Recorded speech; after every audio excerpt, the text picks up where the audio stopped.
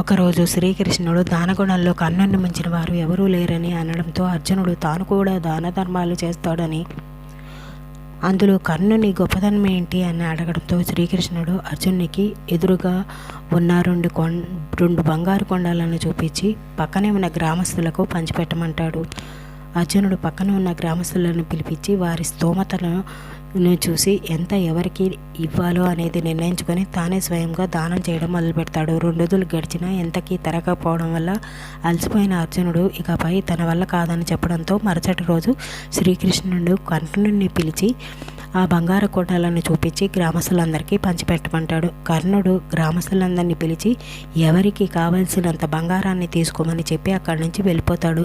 దానితో దానం చేస్తున్న వారి దగ్గర నుండి కర్ణుడు ఎటువంటి కృతజ్ఞత ఆశించడని, అందుకే దానగుణంలో కర్ణుడిని మించిన వారు లేరని, కర్ణుడు గొప్పతనం ఏంటో